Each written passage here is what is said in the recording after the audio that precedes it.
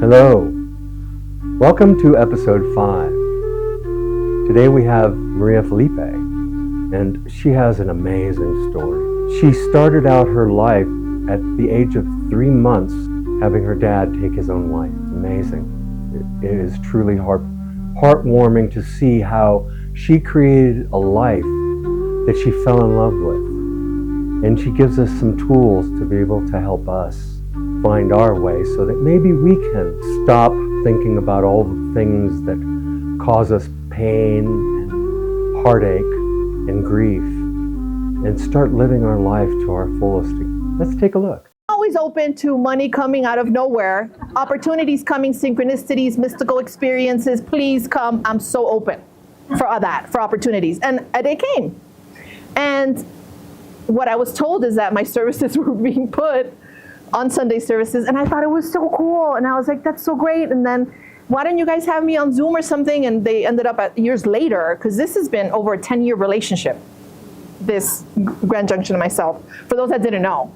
And we ended up doing the Zooms a little bit, and then I came in person a year after my son was born. I think it was 2019, I came in person, or 2018, to do a service here live, where I hung out with Judian and others of the congregation. And then, I'm back, baby, I'm back! And coincidentally enough, I had to be in Denver for a retreat, and I said, you know what I would love is I would love to create, and this is what you guys can do too. What I do is I love creating, and love moves, and I love being of service. So whatever I can bring of service, I always think of ideas, and I had this idea, if I'm gonna be in Denver, why wouldn't I be in Grand Junction right after, and how can I make that happen? And it was just a thought, and then I talked to Judian about it, and then the what and the how is not my business. It's not my business. It isn't. It's the inspiration, it's the love I feel to serve. I speak, I share, love moves, right? It's not like you don't do nothing. Yeah, you do things. And then the what and the how and the when is not our problem. That's God's business, thank God, right? I'm not gonna worry about that. What angels? If Judian says yes, it's a go, and if Judian says no, it's not a go, and that's fine. It's all good. And that's how we suffer less, is by accepting what is in the moment, right? It's happy with a yes and happy with a no, because that's the highest and best at the moment. But she said yes. No, I said hell yes. She said hell yes. You know what? She actually did say hell yes. She said hell yes. And then I was all in. And then I made a plan. I got here actually to Denver last Sunday. So I spent the whole week at the retreat, and then Judian came to get me Thursday. We went on a little road trip. She took me to Vail. Beautiful. I've only seen it in the Hallmark movies. With the snow, so it was weird not seeing it with snow, but what a beautiful, magical place. I'll definitely be going back there and using my Hyatt points at one of those Austrian, really beautiful hotels. And it's a joy. And when I stand here, I'm just so grateful because it's so beautiful. And Dave was saying this, or I think actually Samuel was saying it also, is like, it's so interesting that I'm not on the screen, like I'm here. And that is miraculous. Miracle. It is a miracle how just Spirit works it out. And it's so easy, right? Easy is normal. I was teaching that to my little volunteer group. I'm like, ladies, the whole retreat is an easy as normal. Let's just call that in. We've normalized that it has to be hard. We've normalized that we have to struggle. We've normalized that, fear is normal. So I'm trying to normalize that happiness is normal. And it's not a happy like, I talked about it yesterday at the retreat. It's not like a happy. It's a genuine knowing of your source and who you are, and having a deep trust that all is perfect and all is well, right? So I just want to congratulate everyone that was at the retreat yesterday. If that was you, can you raise your hand who was at the retreat yesterday?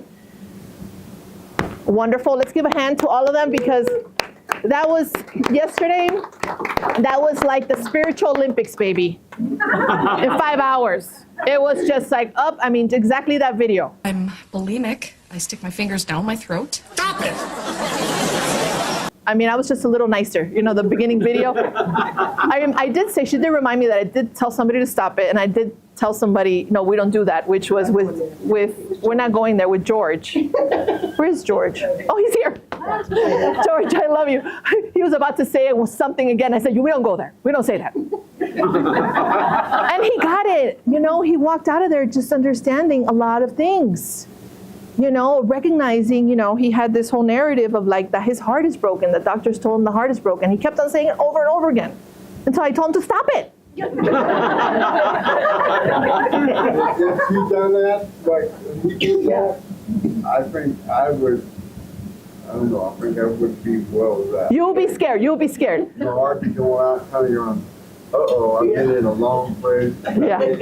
What we in the verse I want to be at. what we wanted to do is we wanted to give a demonstration of resistance.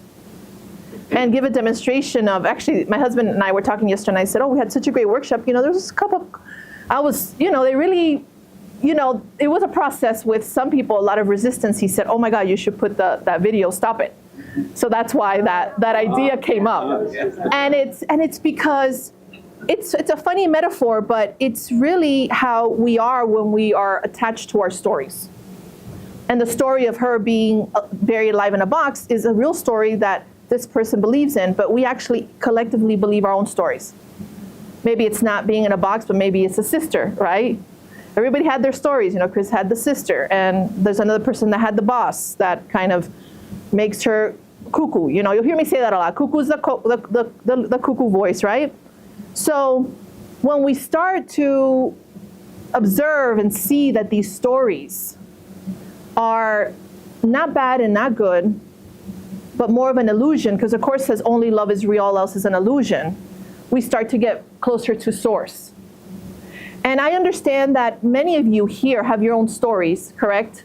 Your own stories of abuse, your own stories of hardships, your own stories financially, your own stories of death, anything, right? My dad personally committed suicide when I was 3 months old by literally shooting himself in the head. So I've had that trauma, but I don't remember. I was 3 months old, but after that, my mom, I can't imagine my mother, right? So my mother also passed away. I had an ectopic pregnancy in 2014 where I lost one of my fallopian tubes. I was able to have a child, thank goodness, with my other one because I believe in miracles, you know? So I'm saying that all of us have our hardships and there's different degrees of it, but the Course says it's all the same. Fear is fear is fear is fear, right? And when we start to get unhooked from those stories, we begin to have more freedom. That takes something. And that's the part. That's like David's shaking his head, right? It's like, it's that, I just got goosebumps because it really takes something. Because it's hard to go on. It's hard to get your clothes on. It's hard to keep on living and talking because of any trauma you've had in the past, right? What happens is that we're living with our past references in the present moment. So your present and your past is entangled. So your reference point in the present is actually you're not living in the present, you're living from your past stories. Does that make sense? So if you want to start to living more in your true nature and live your true self, which means just living a life you love, living more in aligned to understanding who your Father is and really trusting that love, then you start to disentangle yourself from your stories of victimization of what you went through. Because is it serving you in any way? Hanging on to that? No. Except bring you pain. Right? I mean, let's be honest about that. I would say if it's serving you, please do it. Right? But it's not serving you, so why not start to become untangled from that past? And when we begin to come entangled from that past, we do that by non-judgment, non-personalization, non-victimization, trusting more, and more gratitude. Makes sense? Okay? So when we begin to not personalize things or not judge things, we begin to be more free. We understand that what happened is what was supposed to happen. Sometimes we don't understand it, such as I don't understand why I had to go through an ectopic pregnancy. Why did I have to go through that? I don't understand it. Why? But if I start to say, I had a miscarriage, I lost something, why did it happen to me? Then I'm not happy, you know? I'm not living in my power. But if I trust and know, I don't want to play God. I don't want to have the God complex. I don't know better, because I'm just having the God complex when I say that shouldn't have happened to me. Does that make sense? Because I don't know. There was a girl that had an NDE and a near-death experience, and she was talking about how everything that happens is all interconnected for a reason. The bad, the good, and the ugly. It's all like, it's actually helping others. When really weird stuff happens, it's all part of the whole thing. And that kind of makes sense, doesn't it? At least it brings me comfort. It's like, right? It's like somehow what has happened helps something in the vortex of something else for it to all work out itself. I know it's a little mystical and woo, right? But think about it. For me, it makes sense. She also said that when you're at the grocery store, before you're born, she saw us like, it's like we go to the grocery store and we start picking our experiences, but very innocently. It's like, oh, divorce, or this, a car, whatever. You just start putting it in your basket. And then you come in your soul and you're gonna live out certain situations, right? So if you start, I want you to become more empowered by starting to see that your past is your past and you no longer need for it to be entangled in the present moment. And to begin to let go of that having hold over you by starting to say, what happened was exactly perfect, but you don't have to understand it. So what happened with me with my ectopic pregnancy was exactly perfect, and I don't need to understand it. It was what it was. Am I gonna crucify myself about it? Am I gonna continue feeling it was a loss? Yeah, I did that part. I'm done with that part. I usually give myself 3 days and that's it. Jesus did, got off the cross, right? So I don't need to be suffering more than that. And if it comes back, because the feelings will come back and the sadness will come back, I'll just remember again, just like my mom's passing, brings me sadness. Or my little brother, when he was 9, he got hit by a car, it's like, and he passed. So it's like, if I start to think of these things, I can't serve. If I start to be victim of that and continuously say, no, I wish that wouldn't have happened. It's like a little kid having a tantrum. I love how she's like laughing, because that's what we do, right? We're like little children having a tantrum. We don't want things to be the way they are. So right now, what tantrum are you having? Right? Maybe the doctor said something and you're like, no, I don't want to have that, or I don't want to, or whatever it is, right? Yeah, you can have the tantrum, take the pill, and be happy.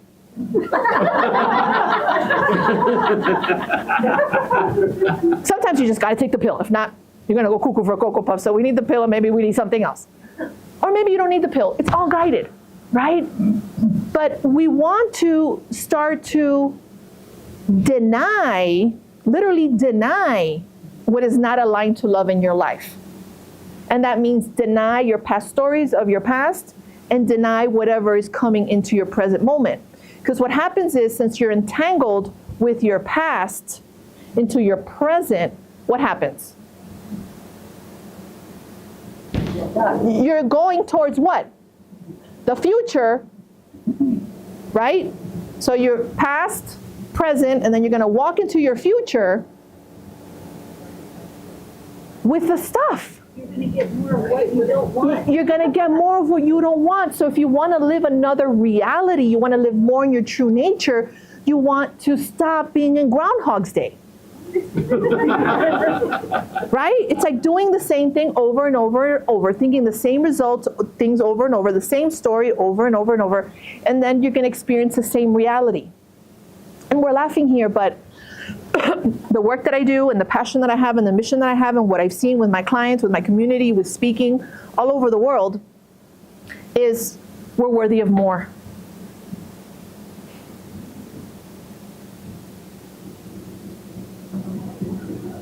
We're worthy of more. And that's why my call is so strong, because we're worthy of more than that. We're worthy of more in our life. I want every single one of you to fall in love with your life, to live a life you love, to live an abundant life. And it's not an abundant life like just money. It's an abundant life of riches, of mystical experiences, of opportunities, of checks coming out of the sky. of someone calling you that you unexpectedly and you have an opportunity for something, or you meet someone at the grocery store and you're about to get the peanut butter and you fall in love. You know, isn't that fun? Like, love your life. You know who's a good example of that? Samuel. Samuel, get up here.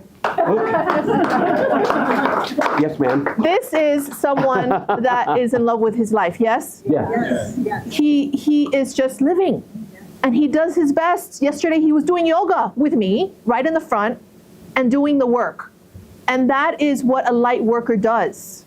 And if Samuel can do it, he's 90, then you can do it. Yeah. Truth. So that is what it's like. It's like, love your life, fall in love with your life. I feel it from him because I'm very, in tune to energy, and I can feel his non-judgment in things. It's a very neutral energy. That's an energy that serves this planet. It really is. And again, I understand your story. I meet you there. I know what hardships are. I know what it is to go through hard things. And there's different degrees of that for our individual stories. But that doesn't take away from your innocence. You are innocent, no matter your story, because nothing defines you. Nothing outside defines you. And nothing outside can also not give you your happiness. So your happiness is not determined by what the doctor says. Your happiness is not determined by what anybody says outside of you. Your happiness is determined by your interpretation of the things that happen. So you can interpret it as a novella, a soap opera, or you could interpret it as love and perfection. And how do you know that it's not the best thing ever?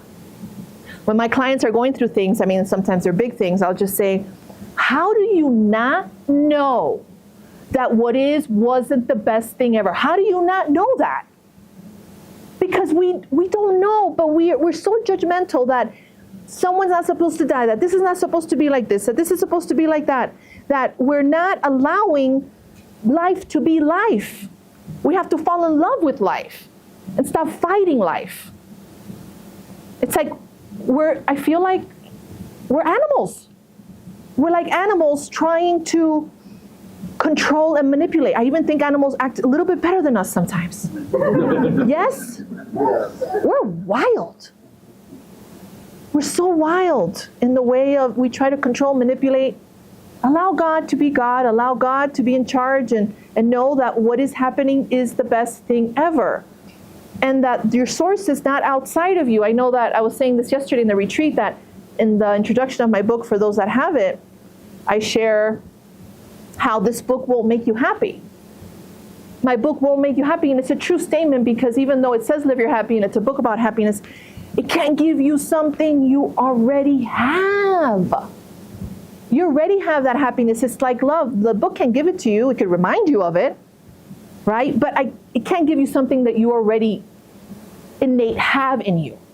It's just entangled with this web of stories that has you hooked. And I know, John, you can relate to that, right? It's like these stories of the past, and you live this life of suffering. And you should have seen John when he came up to me yesterday. He had so much freedom, and he's been working on that freedom to not be determined by his past. And it was genuine. I can see in his eyes that he was like, oh my gosh, like, you have no idea. I go, no, I know that pain. It's not just the same, but I know what it is to suffer. Fear is fear is fear is fear. And I can feel wholeheartedly that he came from a space of, I feel that for the first time I feel free, right, John? He said, I feel free. I've been working to this point, but it was so bad. And there's a part of me that clicked, and I'm just like, done. I want to live my life. I want to have a life you love. And you know what, John? You deserve to have a life you love. You deserve to fall in love with your life. And every single one of you deserves to have a life you love and fall in love with your life. Every time I say that, I get so excited. Because I know what it is to fall in love with your life. And it doesn't mean like fall in love with your life, like your ego life. It means falling in love with your life because God's will for you is happiness. It says it over and over again in the Course, God's will for you is happiness. God's desire for you is happiness. You are as God created you. You're not a body. You are free. So how do you want to live more in your true nature is you want to become more non-judgmental. You want to start how you see, how you entangle your past to your present and start changing the way you are. I've had a huge transformation this year because I made that decision. And I've done very uncompromising things, not only in my mind, because the mind changes first. You make that decision, right? That big willingness we were talking about yesterday, having that big fat willingness to want to change. So it's like I made the decision, okay, I want this change to happen. So I started to be very uncompromising. So I started to track my macros and start to train 4 days a week at the gym, to weight train because I want to change my body recomposition. I want to start to meditate more. I want to start to show up in my community and have my community grow more, which has been growing exponentially every day. And my mission is to help people awaken to your true nature. I want to speak more. I want to do more events. That's why I'm here. So it's like, I'm all in, baby, for my life. And I have an intention, and that intention is served every single day because this was great. I love that. Perfect. Okay, thank you. And now I'm living in my present, but not entangled with that. Right? I am living a new reality. And physically, it's even happening physically because that's my desire. I always said that I wanted to lose weight. And how many of you have said that and then it doesn't happen? I don't know how many diets, how way it just never happens. I'm like, no, this time it will because I'm so committed to that. So I'm coming into my sexy 50s in October.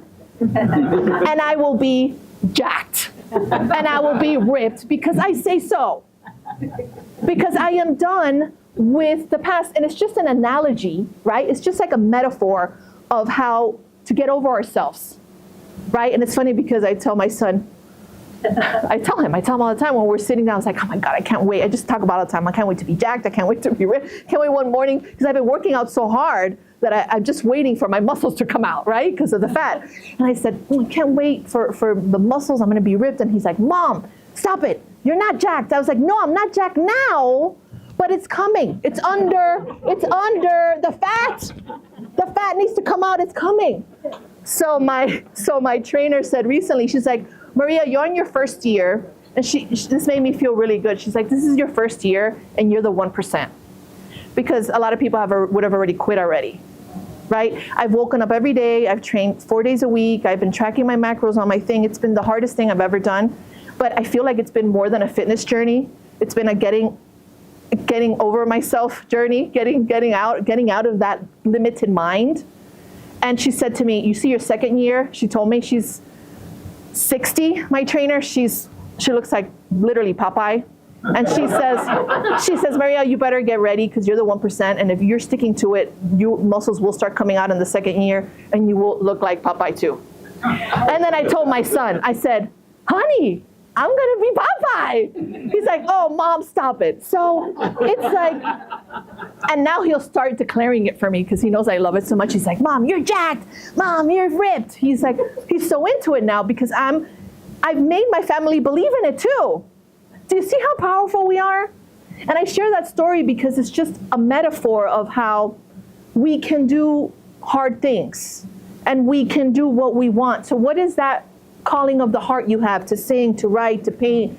You're never too old. Like, do things you love. Go out there and do things you love. You know, one of the things I was inspired by Judy in is that she goes to yoga and all these ladies go to the yoga and they do stretching and they have their classes. And I was like, I was inspired by that because I feel I'm not really involved so much with the community. I have more community online, but I was like, I want to be more with people, and that's something I want to now take with me that I will start to integrate in my abundant life because I know what my abundant life is. So what is your abundant life for you? I want you guys to work on that today and see what does that look like? Travel, relationships.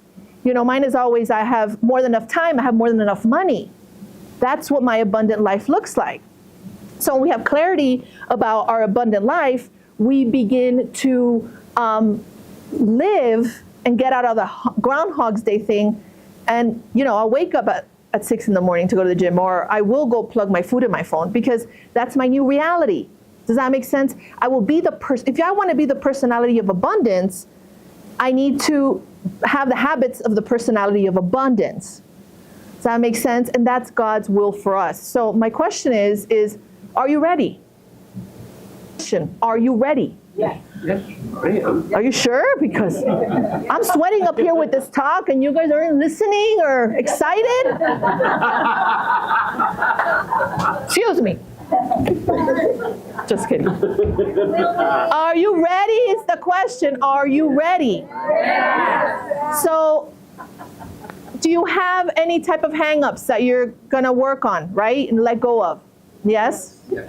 And we're going to start to leave that in the past so it can stop entangling with the present, yes? And we're going to walk into a new future that is incredible. Miraculous. And guess what? It already lives now, because as soon as you unhook from that, you are it here. Does that make sense? It appears that it's going to go to the future, but it's already here. And it's just going to start, you're just going to start to be materialized. It's sort of the energy first.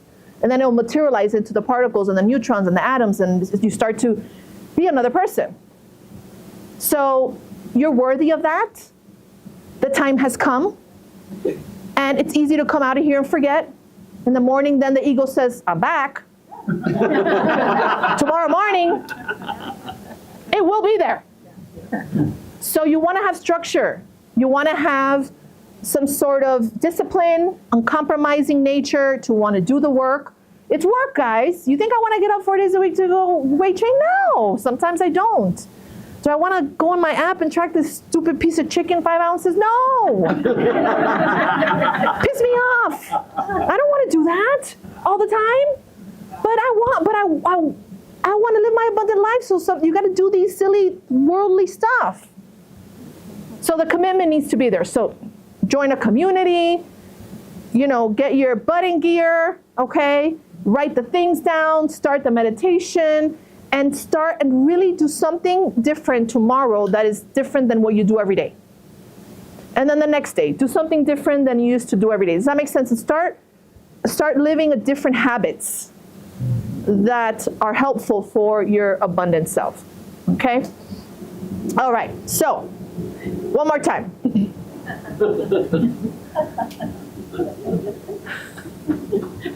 Are you ready? Yes. Good. Amen. I love you guys. Thank you. Now, wasn't that really good? I'd have to say, she has an amazing way of looking at life. And as a result of how she has lived her life, I decided to go ahead and just live my life to the fullest and do the best that we can with this podcast. So I wanted to share a little bit of good news. The Thorn in Your Soul Productions has just gotten its 501c3 designation from the IRS. So we are now able to take grants, and we have applied for one in the hopes that with that money we can get a better cameraman, some lighting, some editors, and better equipment so that we can have a better product for you, and we can continue being able to go out in the field with equipment like stabilizer or a really good camera or good sound. We are so grateful for you for watching. We really appreciate you being here. Thank you so much.